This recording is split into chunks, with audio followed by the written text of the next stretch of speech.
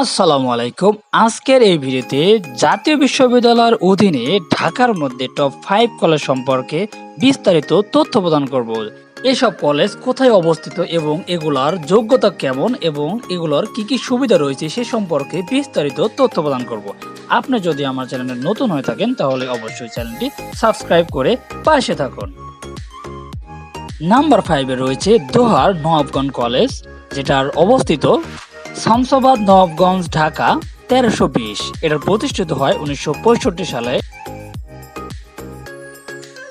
এই কলেজে একাদশ এবং দ্বাদশ শ্রেণীর পাশাপাশি ডিগ্রি কোর্সে ভর্তি হতে পারবেন। যে সকল কোর্সে ভর্তি হবেন সেগুলো হলো বিএ পাস, বিএসএস, বিএসসি এবং বিবিএস।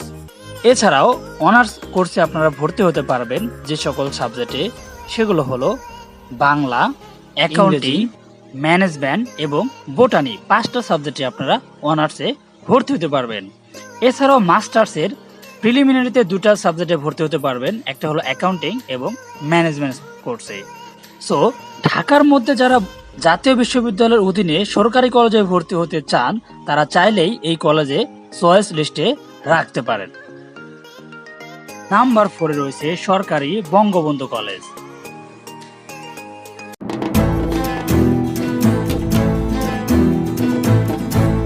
বঙ্গবন্ধু সরকারি কলেজ ঢাকার মিরপুরে অবস্থিত। এটা অনার্স শ্রেণী পর্যন্ত একটি সরকারি কলেজ, যা শেখ মুজিবুর রহমানের নামে নামকরণ করা হয়েছে। এই কলেজটি বর্তমানে বাংলাদেশের জাতীয় বিশ্ববিদ্যালয়ের অধিভুক্ত একটি কলেজ। কলেজটি 1994 সালে প্রতিষ্ঠাতা লাভ করে এবং 2016 সালে জাতীয়করণ করা হয়। এই কলেজটির ঠিকানা সড়ক নাম্বার 29/B, ঢাকা 1216, পল্লবী, মিরপুর, ঢাকা, বাংলাদেশ। এই কলেজে একাদশ দ্বাদশ শ্রেণীর পাশাপাশি 3টা সাবজেক্টে অনার্সে ভর্তি হওয়ার সুযোগ রয়েছে। তা হলো রাষ্ট্রবিজ্ঞান, ব্যবস্থাপনা, অ্যাকাউন্টিং অর্থাৎ political science, management and accounting. এই 3টা সাবজেক্টে আপনারা চাইলে যে কেউ অনার্স করতে পারবেন। তবে ঢাকার মধ্যে হওয়ায় এখানে আপনাদের পয়েন্ট 2টা মিলে কিছুটা বেশি লাগবে। টপ 3-তে রয়েছে সাভার সরকারি কলেজ।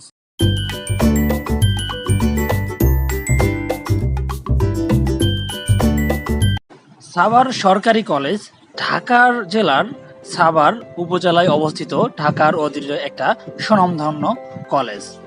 তো এই কলেজটা প্রতিষ্ঠিত হয় 1967 সালে।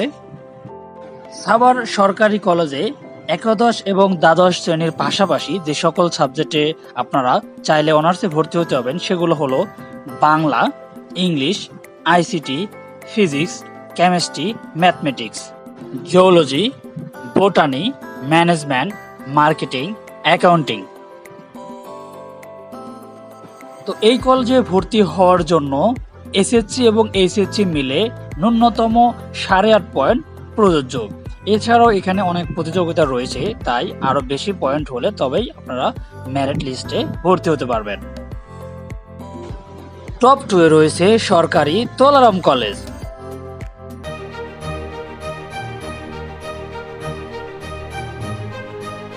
সরকারি তোলারাম কলেজ বাংলাদেশের অন্যতম সুনামধন্য কলেজ।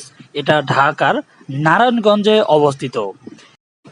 এই কলেজে 25,000-এরও বেশি শিক্ষার্থী বর্তমানে অধ্যয়নরত রয়েছে।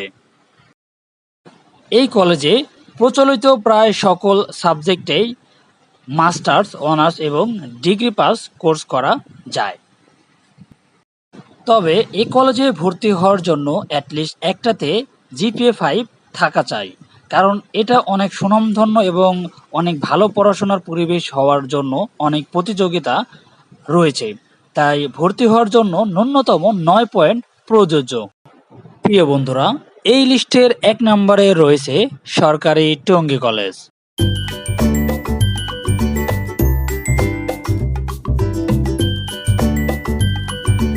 সুযোগ সুবিধা পড়াশোনার দিকে বিবেচনা করলে বাংলাদেশের জাতীয় বিশ্ববিদ্যালয়ের অন্যতম কলেজ সরকারি টঙ্গী কলেজ।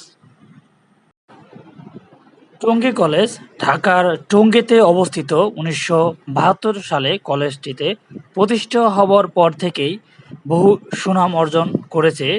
বাংলাদেশের বিভিন্ন চাকরি পরীক্ষায় তারা অধিক স্থান দখল করে নিয়েছে। এই কলেজটিতে জাতীয় বিশ্ববিদ্যালয়ের প্রায় সকল সাবজেক্টেই অনার্স এবং মাস্টার্সে ভর্তি করানো হয়। তবে এই কলেজটাতে প্রচণ্ড পরিমাণ শিক্ষার্থীদের চাপ রয়েছে। ভর্তি হওয়ার জন্য অনেকে এখানে আগ্রহী হয়ে থাকেন। ঢাকা বিশ্ববিদ্যালয়ের অধীনস্থ ৭ কলেজের পরেই ঢাকার যে কলেজগুলো রয়েছে সেটির মধ্যে অন্যতম সরকারি টঙ্গী কলেজ। তাই এখানে ভর্তি হওয়ার জন্য ন্যূনতম ৯ পয়েন্ট প্রয়োজ্য। তো এই ছিল আজকের ভিডিও।